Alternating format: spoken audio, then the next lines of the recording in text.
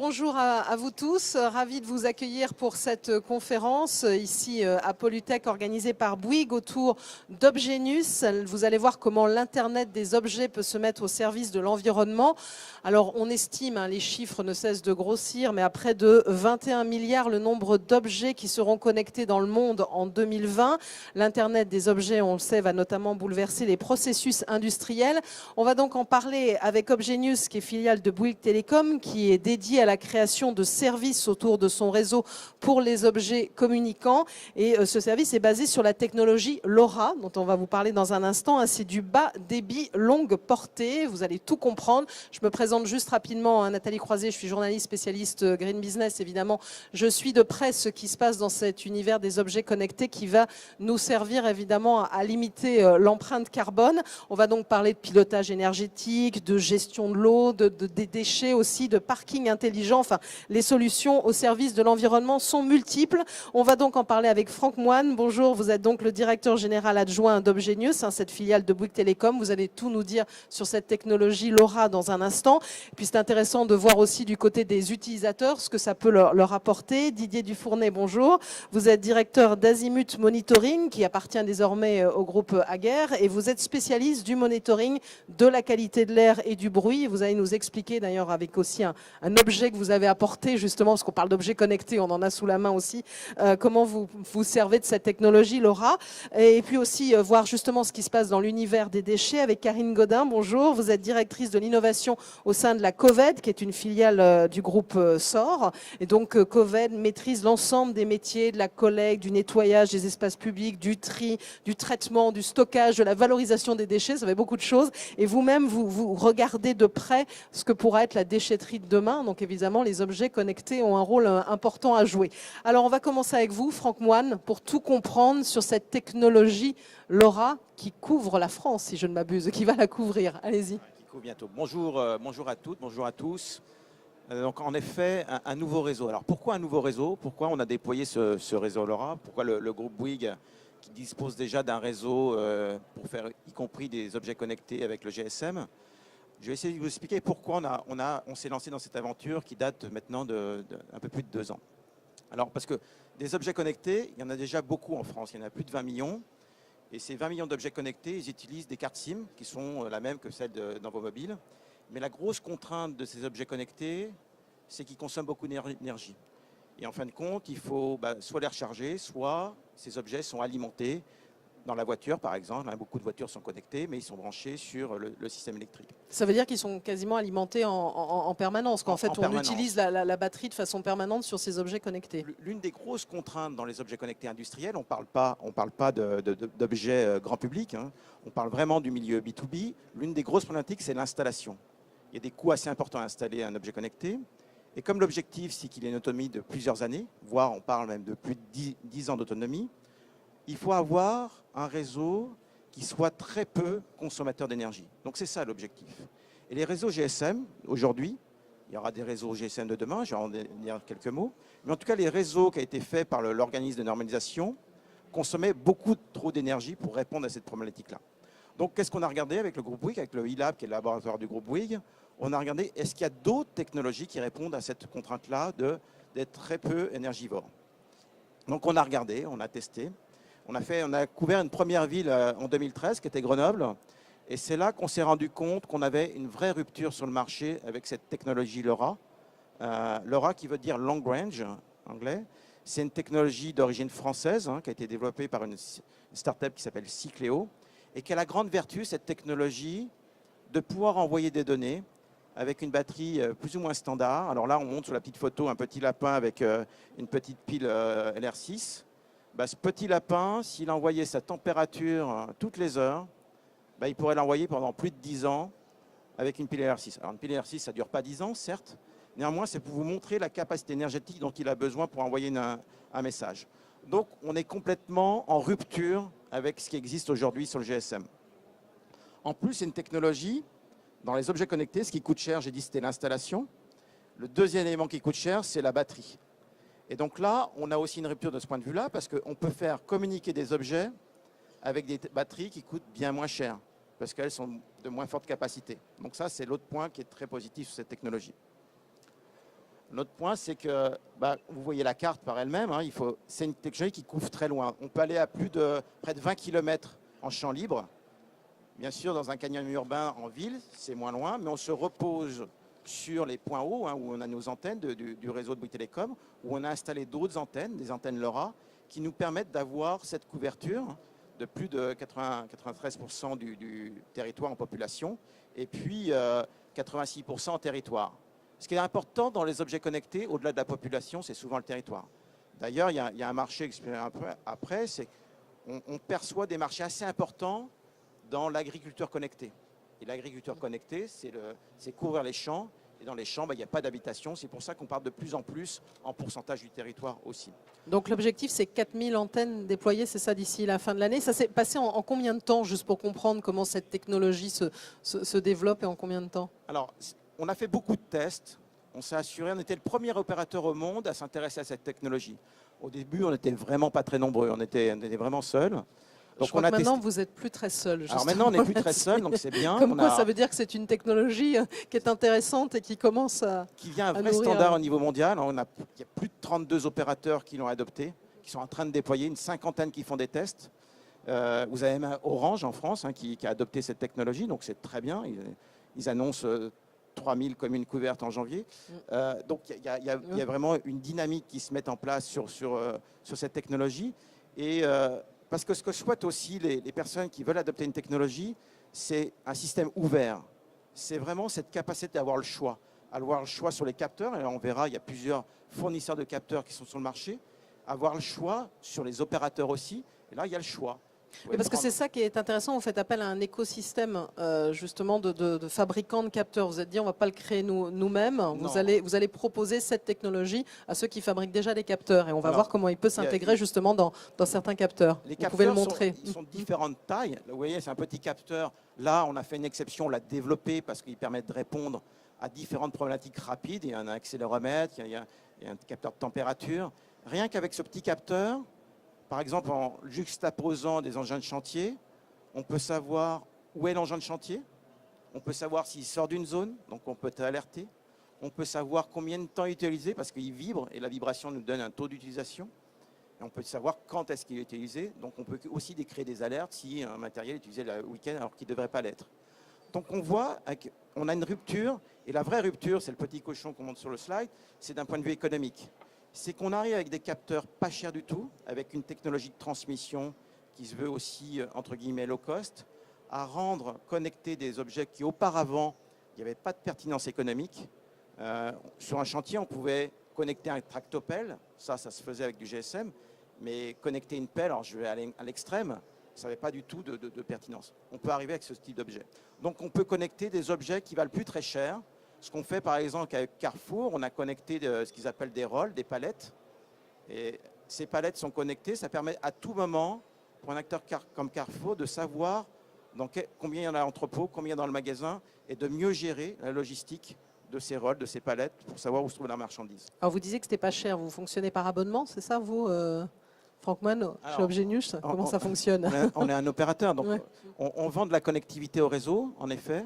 On se positionne à deux niveaux de la chaîne de valeur. Pas au niveau du capteur, même si on en a fabriqué un, mais c'était pour accélérer les tests, les déploiements.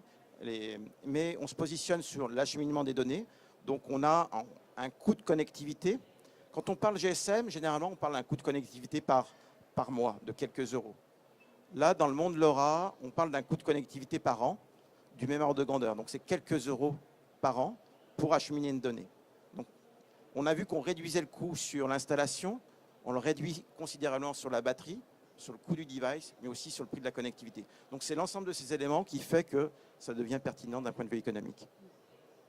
Alors, on va peut-être passer avant d'en dire plus, vous avez d'autres précisions à donner avant sur l'usage, avant qu'on passe. Il y aura certainement des questions sur ce sujet parce que ça arrive dans toute conférence, c'est la sécurité des objets connectés. Vous m'avez piqué ma question, c'est pas sympa. Oh, désolé. De toute façon, dès qu'on parle de cette question-là, la sécurité des données vient toujours d'un journaliste ou de la salle, il n'y a pas de souci. Non mais allez-y, au contraire, on ne va pas faire de suspense non plus. Non, c'est vrai qu'il y a toujours une question et elle est pertinente et on s'en est rendu compte dès le début. LoRa est un protocole qui est par essence très sécurisé parce que vous avez 2 clés de sécurité. Vous en avez une pour l'opérateur, pour l'acheminement des données, ce qu'on appelle l'entête, donc de savoir à qui on va envoyer les données. Et la donnée, par exemple la température, elle est aussi chiffrée avec une clé AES 128 et dont l'opérateur, dont ObjNews n'a pas accès, sauf si le client souhaite qu'on y ait accès pour faire du dashboarding. Donc on a intégré un tiers de confiance qui gère ces clés de sécurité. Donc il y a un serveur et on a sélectionné la solution de Bulle qui est la même d'ailleurs qui a été prise pour des solutions bancaires. Donc on a un niveau de gestion de clés de sécurité et quand on évoque, on présente à des acteurs qui exigent un très haut niveau, il n'y a plus de débat derrière. Donc on a essayé de mettre le niveau très très haut sur ce sujet-là. Mais il paraît qu'il faudrait compromettre des milliards d'objets pour vraiment pouvoir... Bon, on se dit que rien n'est jamais infaillible, mais en tout cas, c'est vraiment très sécurisé. Vous le dites. En tout cas, c'est largement sécurisé au regard des moyens qu'il faudrait mettre, comme vous dites, pour arriver à usurper la donnée qui est remontée.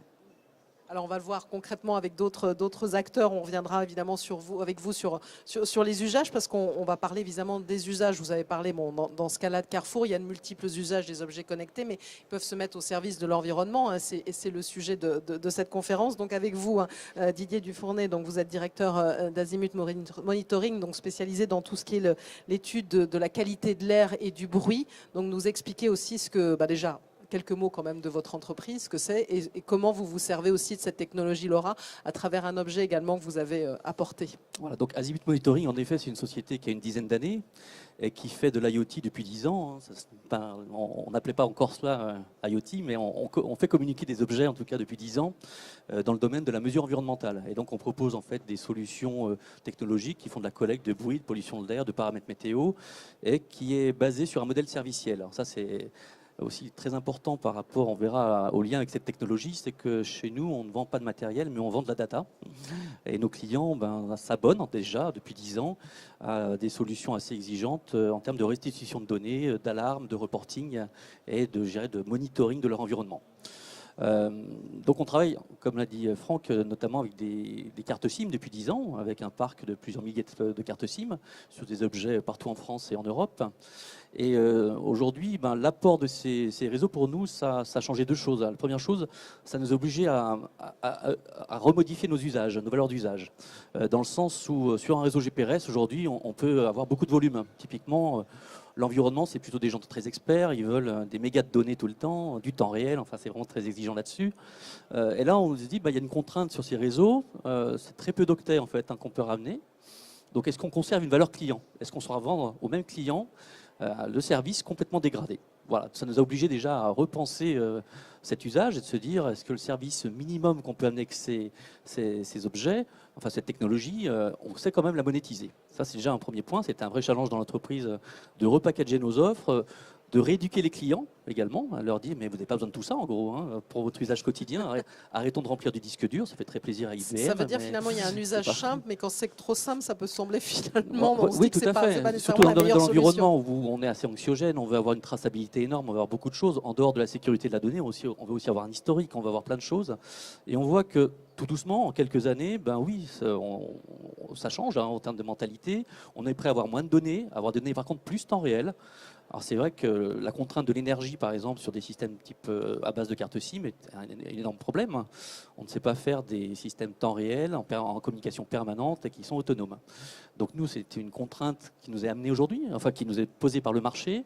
La solution LoRa nous amène en effet plein de possibilités à ce niveau-là, avec des petits appareils comme celui-ci par exemple, qui va mesurer plusieurs paramètres environnementaux. Voilà. Le montrer, nous l'expliquer. C'est une petite station qui s'appelle Cricket et qui mesure 7 paramètres environnementaux, la température, l'humidité, le bruit, la luminosité, le CO2 et les particules également. Voilà. C'est un objet qu'on destine dans cette version-là à faire du contrôle de confort et de qualité de vie dans le bâtiment, sur vos bureaux, en espace de travail. Et on a une version également qui est destinée aux collectivités qui s'accrochent sur des candélabres, par exemple, pour faire de la surveillance bruit-pollution de l'air en extérieur. Ces solutions, avant, elles devaient être connectées électriquement, tout simplement, avec des coûts logistiques qui est très, très important. Aujourd'hui, ça veut dire que grâce à des technologies IoT, un petit appareil comme ça, en communication toutes les 10 minutes, avec tous ces paramètres, c'est 3 ans d'autonomie. Voilà. Et ça change beaucoup de choses parce qu'évidemment, l'accessibilité au client est différente. Hein. Il suffit de poser l'appareil et voilà, il fonctionne. Ça signifie également que les coûts dont on a parlé, qui deviennent très importants sur notre modèle économique, hein, entre reporter 3 € par mois sur un abonnement client et puis reporter 30 centimes. Quand on destine ces objets à avoir une dizaine d'euros par mois en termes de tarifs objectifs, voilà, on a franchi une barrière. Donc c'est tous ces aspects-là en fait, hein, qui nous ont permis aujourd'hui d'avoir des nouveaux usages, de redimensionner sur les mêmes clients des nouvelles offres, clairement, et puis d'avoir des choses qui nous poussent un petit peu à démocratiser nos solutions également. On a parlé de solutions qui étaient essentiellement faites pour des professionnels. Il y a eu quelques exemples tout à l'heure qui ont été cités.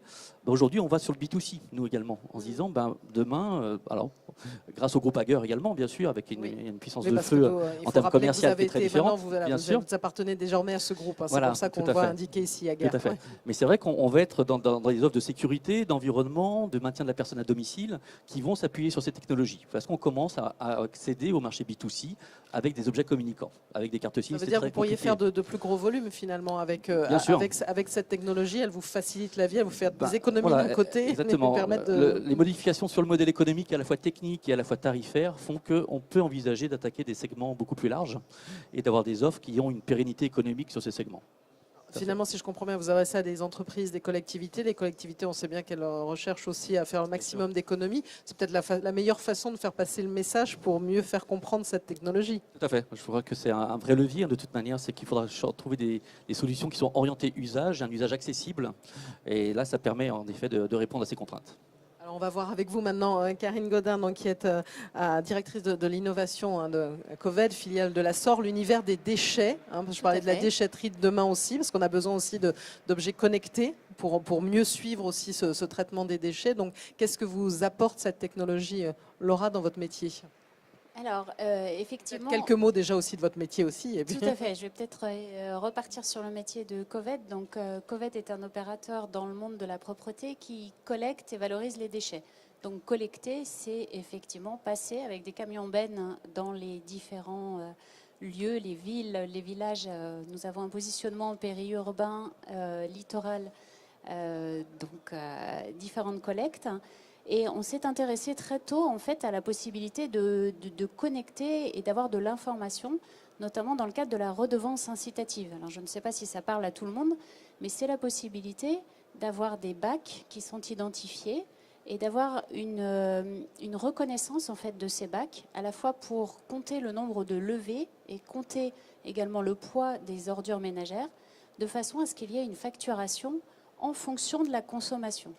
Alors, à cette époque-là, le bac n'était pas directement connecté, mais il avait une puce et le camion qui passe à côté du bac identifie que c'est le bac de Madame Untel ou de Monsieur Untel, et ce qui permet derrière d'avoir une facturation complètement individualisée. Ça a été expérimenté dans plusieurs régions de France, dans l'Est, ça a relativement bien fonctionné. Hein. Comme quoi, quand on incite aussi, finalement, ça permet moins on laisse de déchets, et finalement, plus on y gagne économiquement. C'est un effet effectivement bénéfique, puisque derrière, ça responsabilise les usagers qui ont tendance à mieux trier et à utiliser en fait les différents flux et les différentes organisations de flux de matière pour effectivement mieux trier. Si c'est mieux trié, derrière, c'est valorisé. Et donc, on transforme le déchet en ressource. Donc ça a été un premier usage et notre premier contrat date de 2009. Et puis, on a continué effectivement à s'intéresser à d'autres usages possibles avec la problématique, comme vous l'avez souligné, du coût en fait et de la difficulté d'avoir des objets connectés mais qui coûtaient très cher. Un autre usage, c'est celui ce qu'on appelle les PAV, les points d'apport volontaires. Donc les endroits dans lesquels on dépose du verre, par exemple. Et on a ces points d'apport volontaires qui sont répartis sur tout le territoire. Et on se dit, si on connecte ces points d'apport volontaires, qu'on met des capteurs à l'intérieur, des capteurs de niveau, ça permet d'identifier tout de suite si le PAV est à moitié plein ou vide.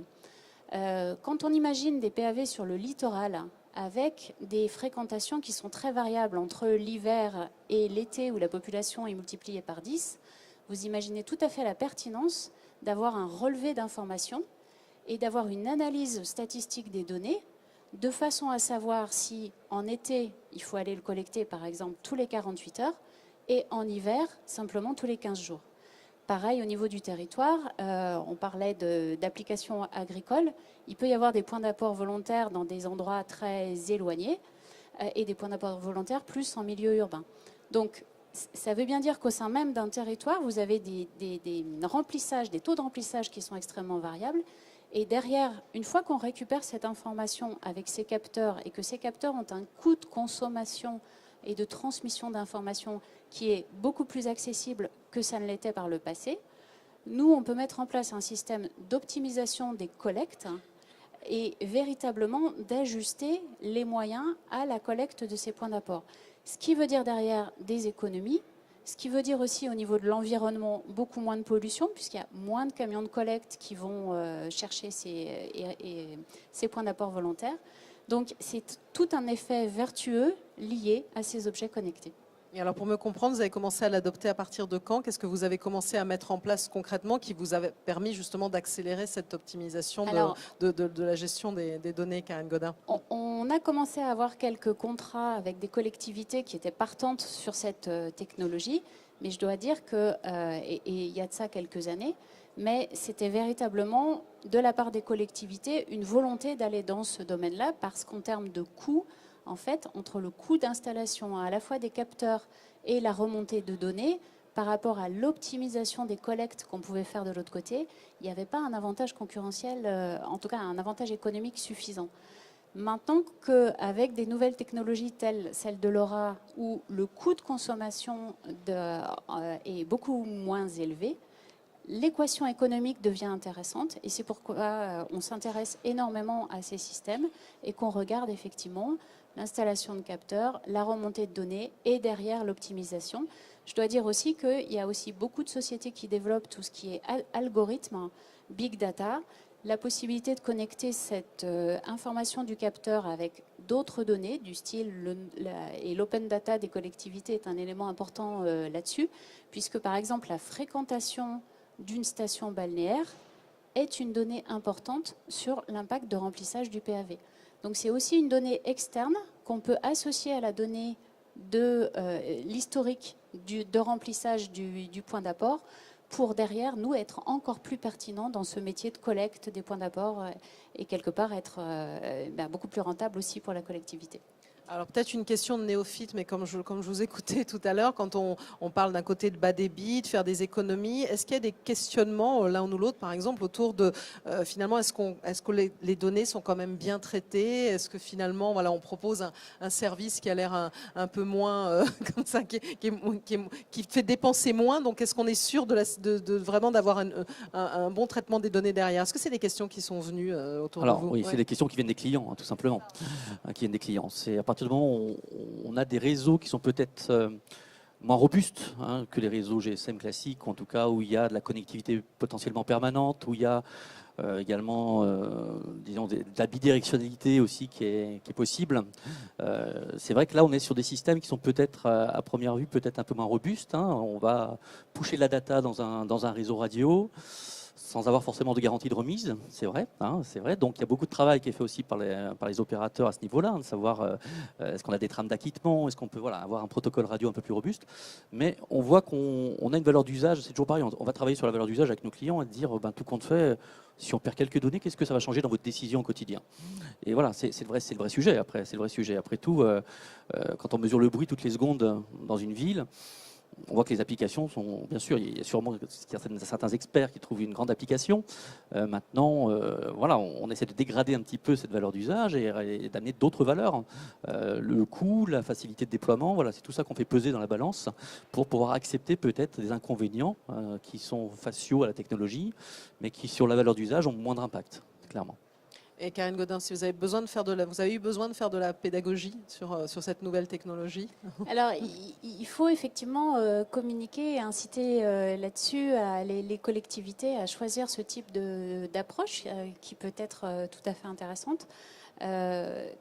Ça vient progressivement, mais vraiment le point important, c'est l'équation économique et l'intérêt entre ces capteurs qui coûtent de moins en moins cher et la possibilité derrière d'optimiser les coûts de collecte en fait. Évidemment, oui, vous pouvez que réagir. J'allais vous passer la parole, Franck Moine et Objet News. En complément, souvent la problématique, elle se trouve il y a des capteurs, en effet, qui sont peut-être plus robustes. L'exemple que j'ai pris tout à l'heure sur l'agriculture connectée, qu'on fait dans l'Eure-et-Loire, où dans ce département, qui fait à peu près 7000 km², il y a 16 stations Météo France. Donc, les agriculteurs arrivent à avoir de l'information très pertinente, mais qu'à 7 endroits différents. Et en fin de compte, ce qu'apportent des technologies comme LoRa, c'est le fait de démultiplier l'information. De dire, j'ai plus 7 capteurs demain, mais j'en ai quelques centaines. Et donc, l'agriculteur qui veut savoir dans le champ qui est à 3 km, est-ce qu'il a plu ou pas? Parce que c'est ça qui est important pour lui, parce qu'en fonction, il va mettre tel ou tel produit, ils appellent phytosanitaire, enfin des pesticides. Et donc ça, c'est une information. Le fait qu'elle soit ultra précise, ce n'est pas ce qui l'intéresse. C'est plutôt l'information qui est dans son champ. Et donc l'intérêt de multiplier des capteurs qui ne sont pas chers, c'est d'avoir vraiment cette notion d'information répartie. Et là, ça lui permet ensuite d'adapter, de dire, et c'est un peu de concilier l'agriculture intensive et une agriculture bio. Et voilà une notion où on est capable de concilier une information avec des capteurs, pas vraiment low cost, mais en tout cas d'une structure et d'une approche complètement différente. D'ailleurs, c'est une approche qu'on voit aussi dans le domaine satellitaire. Il y a de plus en plus d'approches. On voit des satellites très low cost dans l'univers par rapport aux gros satellites. Donc je pense que c'est ça aussi l'Internet des objets, c'est multiplier l'information. Et derrière, bien entendu, il faut la traiter. Donc ce modèle économique, ce que je disais tout à l'heure, il est basé sur les volumes. On a parlé de qualité de l'air, du bruit, des déchets. Il y a d'autres exemples, d'autres applications encore qui peuvent être au service de l'environnement, évidemment. Franck Moine, on peut en donner d'autres exemples de cette technologie. En complément de ce qui a été dit, parce qu'il y a eu des exemples très pertinents, j'ai essayé d'en citer quelques autres. Bien sûr, quand on parle de la ville et de l'optimisation, quand on voit le nombre de véhicules dans des villes qui cherchent une place de parking, on s'est tous dit qu'il faudrait un système plus simple, un peu comme ce qu'on a dans les systèmes les supermarchés, les petites lettres qui nous disent qu'il y a une place disponible. Il commence à avoir des systèmes où on installe sur les places de parking en voirie qui permettent d'informer dès qu'un véhicule sort de la place. Vous allez me dire, ça ne sert à rien, parce que dès qu'une voiture sort d'une place de parking dans les grandes villes, à Paris, il y en a 30 000 qui tournent en permanence, il y en a tout de suite une qui va la prendre.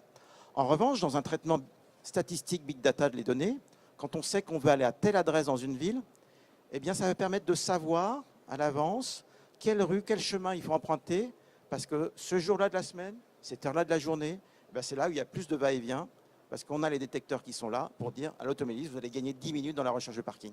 Donc ça, c'est une notion, et 10 minutes, c'est moins de CO2 qui sont émis dans l'atmosphère. Il y a des informations qui sont, alors on a parlé de capteurs de pollution, des capteurs de l'air, voilà, il y en a un autre qui ressemble. On a tout ce qui est détection de fuite d'eau. On sait que dans les réseaux d'eau, une grosse partie, malheureusement, part un peu dans la nature parce qu'il y a beaucoup de fuites. L'avantage des capteurs de Thierry Laurent, on est capable de connecter tous les compteurs existants sans changer le compteur. Et ça aussi, c'est un point important. On peut faire de la prévention dans beaucoup de secteurs, celui-là en particulier. On peut faire de la prévention et dans le développement durable, ça c'est une autre notion qui est intéressante, c'est qu'une même donnée, elle peut servir à plusieurs choses. Elle peut servir donc à facturer pour l'index du compteur, elle peut servir à détecter une fuite d'eau, mais elle peut servir aussi à créer un nouveau service basé sur la consommation d'eau dans un foyer, sur le principe pas d'eau, pas de vie. Et quand on sait, pour une personne âgée seule à son domicile, on crée un service de téléassistance à personnes âgées sur cette consommation d'eau. Et là, c'est d'autres approches, d'autres façons d'entrevoir la donnée qui a été issue d'un capteur. Donc il y a beaucoup d'usages, beaucoup d'applications. Les applications, elles sont diverses. On a parlé des points d'apport volontaires, on a parlé de la pollution avec Didier. L'éclairage, l'éclairage public, il y a plein de solutions, on peut en voir sur le salon, qui permettent de mieux gérer les candélabres, de les allumer quand il faut. Ce n'est plus un système qui est basé sur une horloge qui allume de façon complètement prédéterminée. Non, on va l'allumer de façon liée à la luminosité, mais voire liée au trafic routier. Voire on peut allumer un candélabre sur 2 dans certaines rues parce qu'elles sont moins passantes. Donc on est capable d'optimiser. Et l'éclairage public, c'est la plus grosse dépense énergétique des communes. Donc toutes ces solutions-là qui se veulent très faciles à installer. Il y a un autre exemple qui va arriver, c'est la répartition des frais de chauffage. Il y a une loi qui impose en 2017 que toutes les habitations collectives, les charges qui sont sur les tantièmes, les répartitions se font en fonction des surfaces en mètres carrés. Demain, elles devront se faire sur la consommation réelle. Donc ça veut dire qu'on va devoir mesurer dans chaque appartement la consommation qui a été générée. Il existe déjà des capteurs en Allemagne, c'est un marché qui s'est énormément développé. Et d'ailleurs, ces fabricants allemands ont fabriqué des capteurs LoRa qui s'adapte au convecteur et on est capable de mesurer le gradient de température. Et donc, qu'est-ce qu'on a généré pour faire ensuite la répartition des frais de chauffage? Alors juste peut-être une petite précision technique aussi, Obgenius propose une plateforme aussi qui permet de gérer justement les objets connectés. Parce que ça c'est important, on parle de cette technologie LoRa, mais il y a ça aussi derrière. Alors déjà, quand on parle d'objets, on parle plus en dizaines, plus en centaines, c'est en milliers, voire en millions. Donc quand on parle en millions d'objets, il faut avoir des plateformes qui permettent en effet de les gérer, savoir où ils sont, les activer sur le réseau, les désactiver si besoin. Donc il y a toute une notion de créer des alertes de surconsommation, de sous-consommation sur rien que le trafic.